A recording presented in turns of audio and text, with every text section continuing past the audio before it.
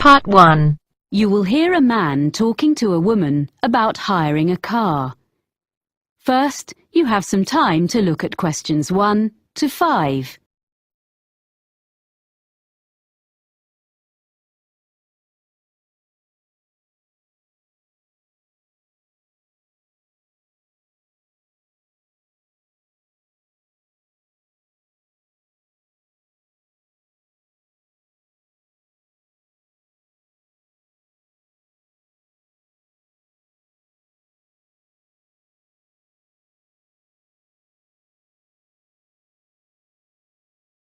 Hello, how can I help you? Hi, I'm Carlton Mackay, and you booked me some flights recently to Australia and some internal ones? Oh yes, Mr. Mackay. I remember you now, of course. Well, I find I'm going to need car hire while I'm in Sydney after all. I think you said you could recommend a good value company? Yes, that's right. Cost-wise cars. They're very good and don't charge lots of extras. They have 3 offices in the Sydney area, including one office right at the airport. So I'll just book it online? Yes, you can book online, but you should have their phone number too, just in case. Of course. That's 1800 705 639. It's on the website, and you can get a discount if you quote your booking reference from us. Oh, what's that? I mean the one you got from me when we booked your flights. I have it here. 743002. Oh, thanks. I guess I've got it at home, but I'll write it down again in case. A discount is good. So, where exactly is the office? I'll be coming to the domestic terminal from Melbourne. It's immediately outside the international terminal. OK. And another thing I want to check is, will they be open when I arrive, or is it just office hours? Well, they open at 7:15 and close at 6:15 in the evening. So let's see. You're due to land at 6:10. By the time you've collected your bags and so on, which will take a little while, they won't be open. But if you arrange it in advance, they can wait for you. You do have to pay an extra $30 for that, though. OK. Well, I'm staying near the airport the first night, so I could go back in the morning and save a day's hire? Yes, that'd be better. That'd save you about $50. Do you know what kind of cars they have? Quite a variety, I think. The best value should be under $60 a day, with luck. That would be the Echo, I guess. Sorry? ECHO. Like when your voice bounces back? Before you hear the rest of the conversation, you have some time to look at questions 6 to 10.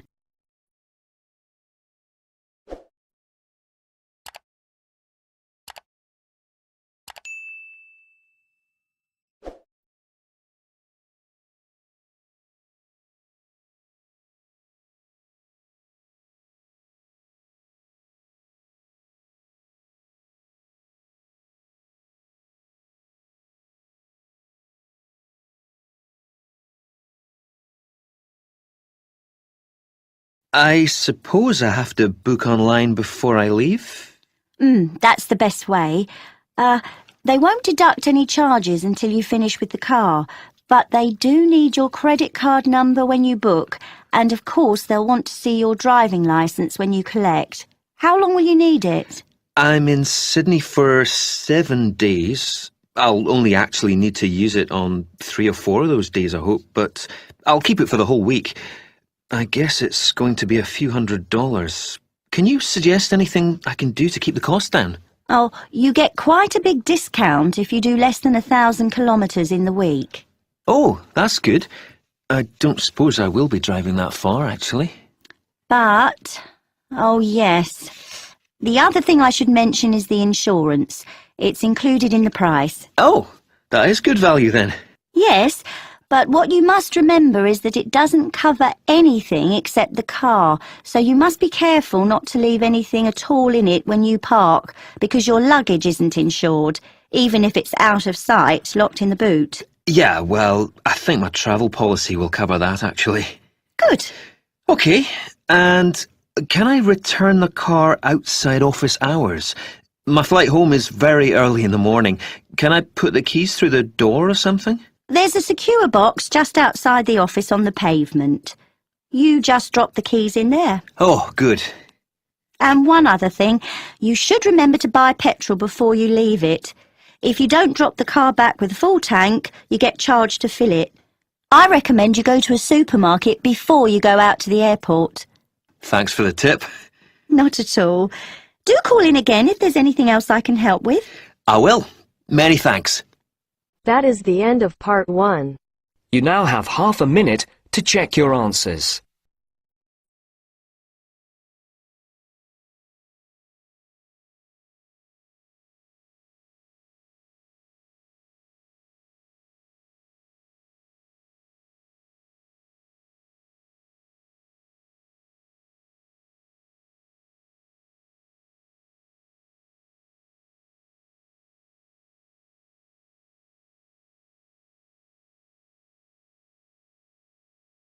Now turns to part 2. Cut 2. You will hear an extract from a talk about employment interviews.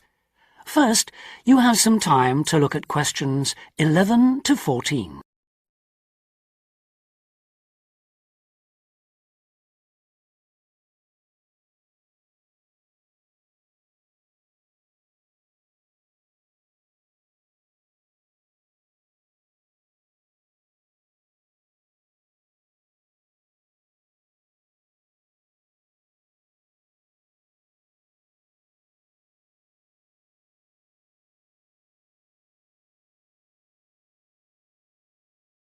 Today I have with me Sandy Richardson of the local Workforce Center, and she'll be talking about that critical step towards the goal of employment, the interview. Sandy, what is an interview for, and what's the best way to approach it? A job interview is simply a meeting between you and a potential employer to discuss your qualifications and see if there is a fit.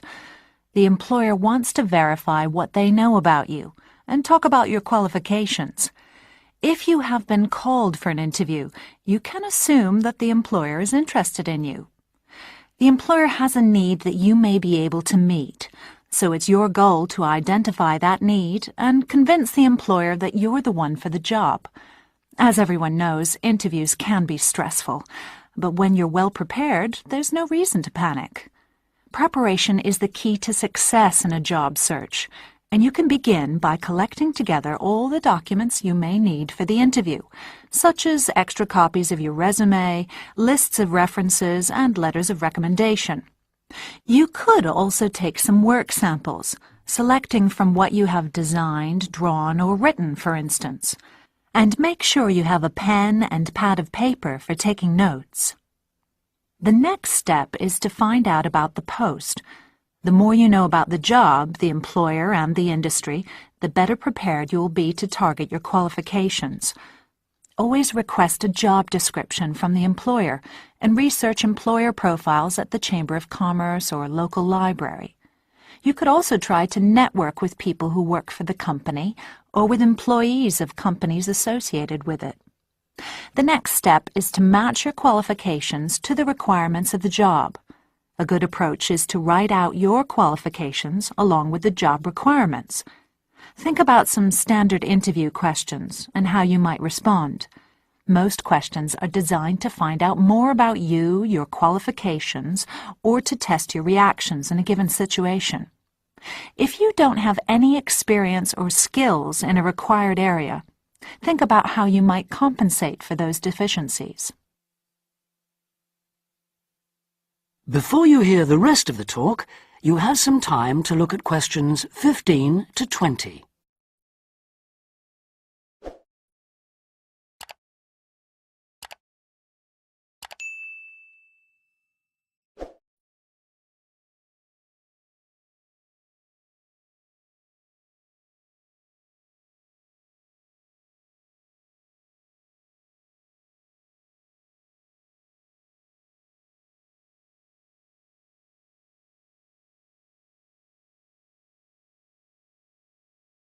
During an interview, it's important that you be yourself.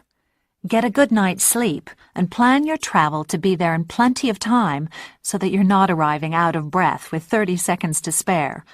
Don't, though, present yourself for the interview too early, 10 minutes at most. In the interview, listen carefully to each question asked. Take your time in responding and make sure your answers are positive. It's important to express a good attitude and show that you're willing to work, eager to learn, and are flexible. If you are unsure of a question, don't be afraid to ask for clarification. In fact, it's sometimes a good strategy to close a response with a question for the interviewer.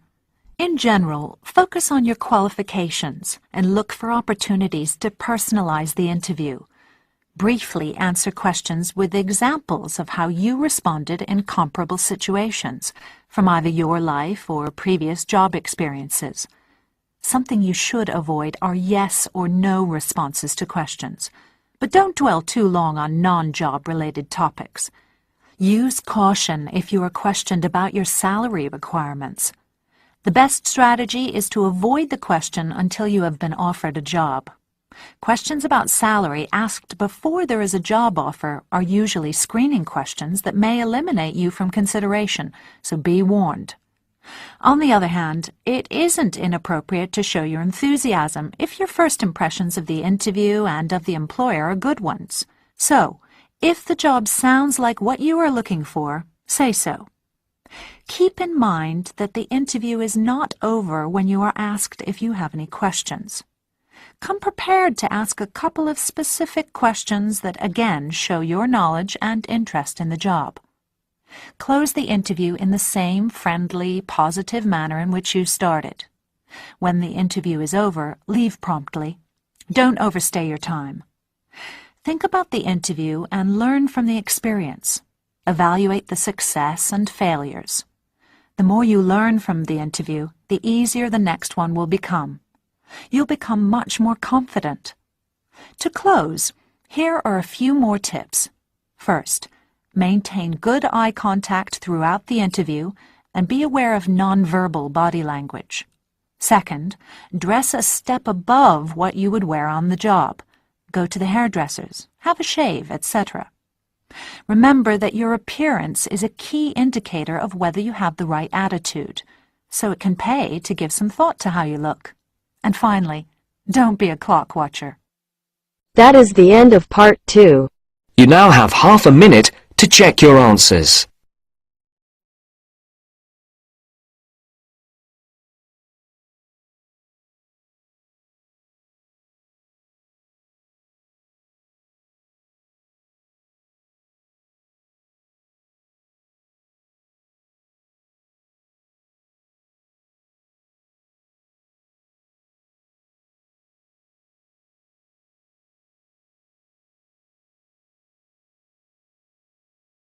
Now turns to part 3.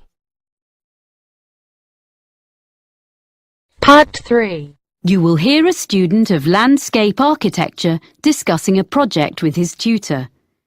First, you have some time to look at questions 21 to 24.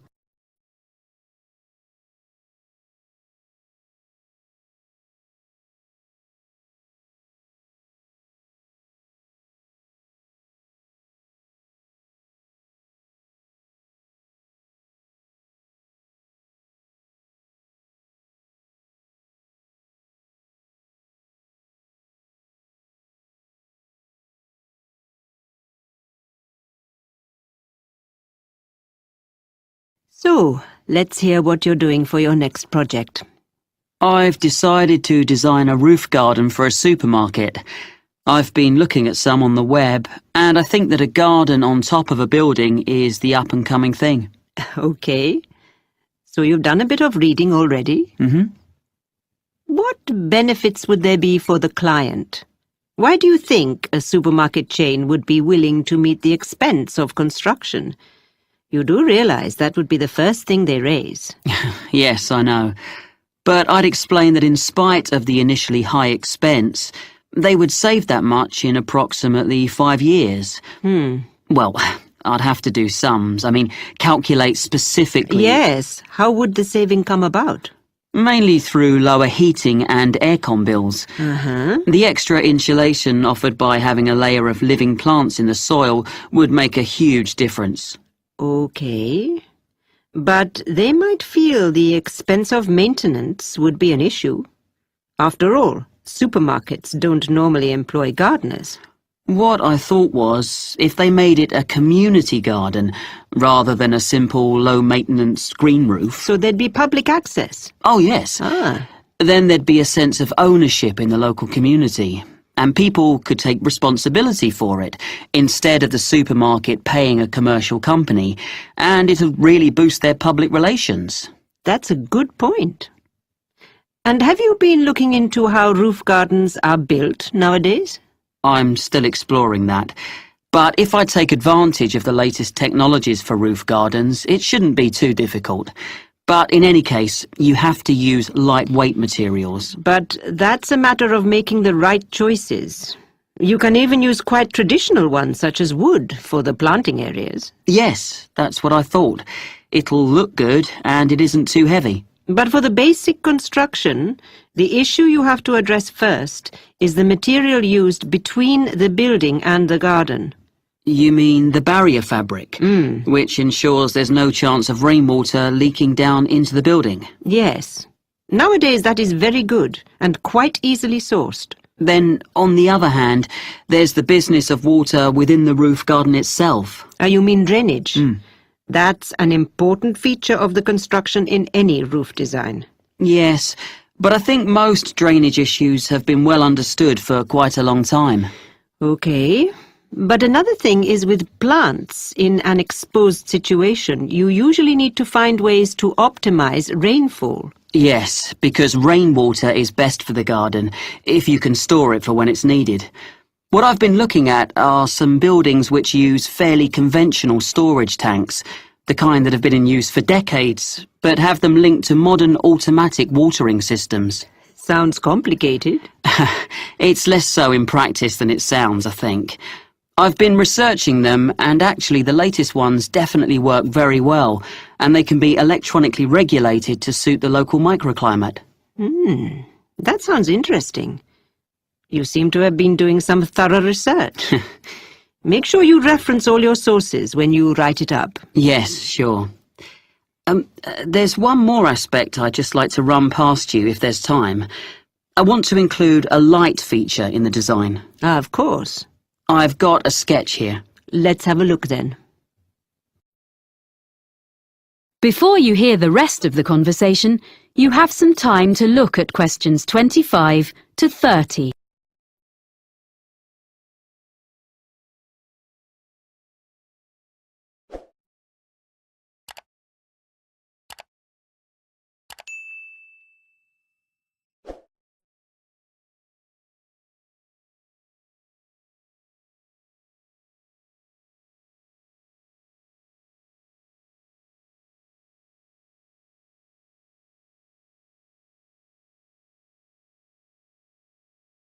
Well, I was really impressed by something I saw on a roof in Cornwall, and I'd like to design something similar.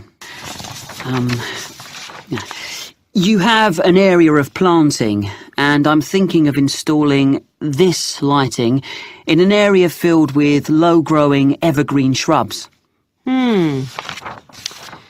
You'd have to have lights and things well away from anywhere children might be.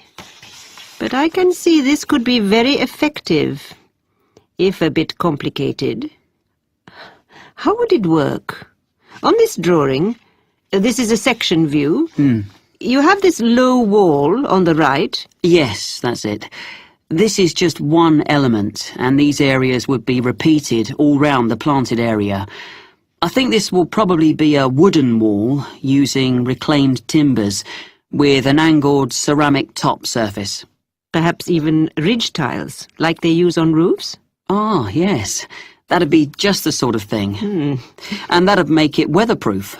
And then the heavy-duty electric wiring comes up through the floor just outside the planted area and into the wall. Then it's brought through to a projector low in the side of the wall, and that sends a beam of light along the fibre optic cable. So there's no electricity in the actual lights. The fibre optic goes across the surface of the soil in the planting area. Yes, that's the beauty of it. The shrubs will soon grow to cover it up, of course, and then the cable goes past a wooden post, which is between the shrubs and can be a support for them as they grow bigger, and then runs up into each element of the installation. So the light beam is carried up to the top of each element and illuminates a kind of conical glass cap? I see. Is that the bit which would glow in the dark? Yes. And what's the cap supported on? Is it a wall? No, it's a slender acrylic rod, like the stem of a flower or mushroom, which the cable runs up inside of. Well, I'll be interested to see the final drawings. Oh, thank you. I'm looking forward to putting it all together. That is the end of part 3. You now have half a minute to check your answers.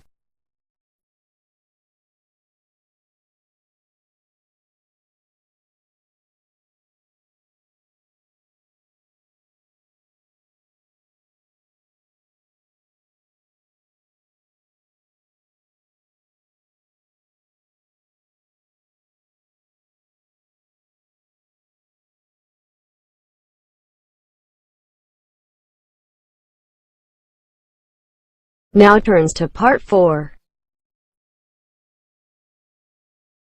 Part 4.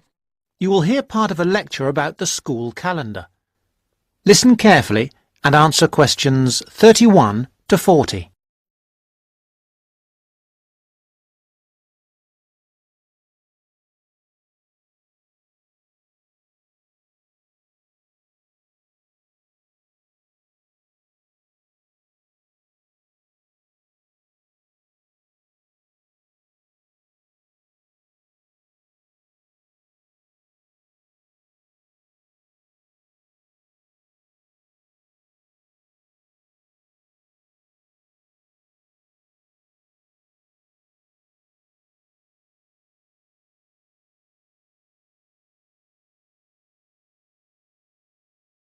So, having seen that the six-term system has passed the test of cost-effectiveness, we can move on to the educational aspects of this arrangement.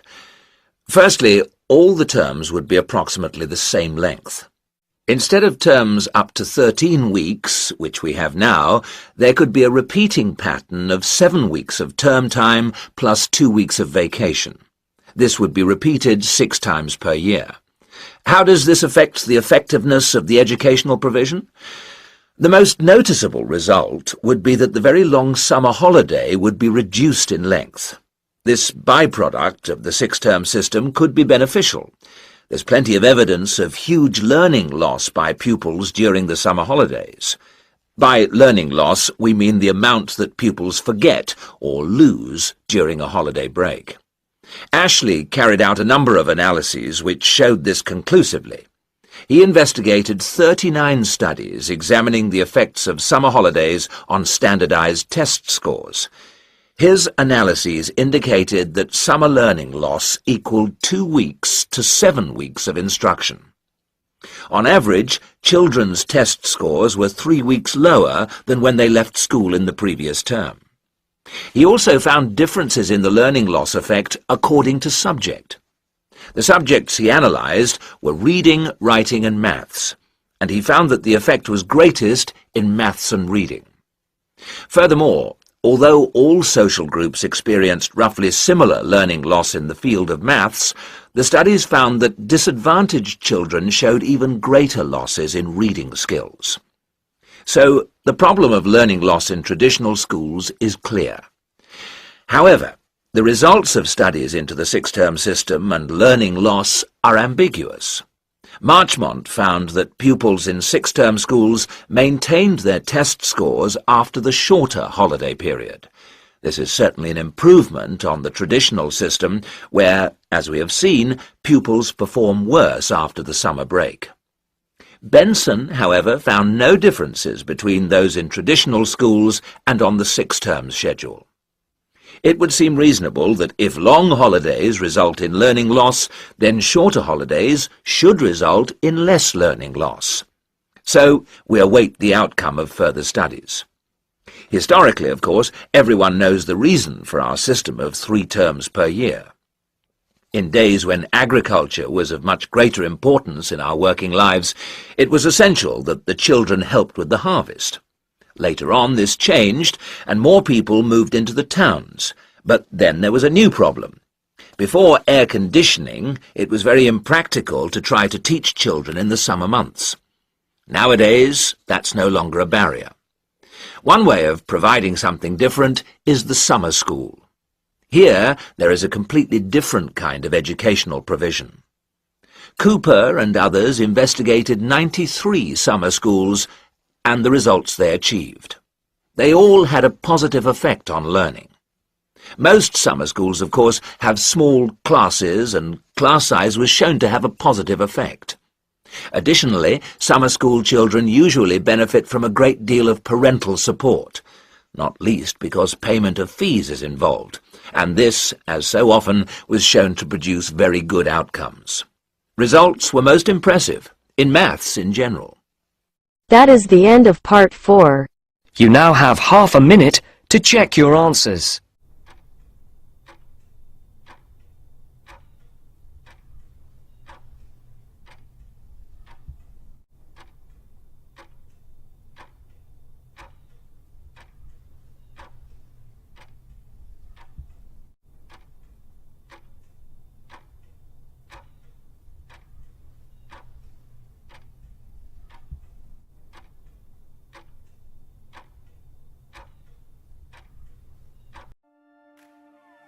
That is the end of the listening test.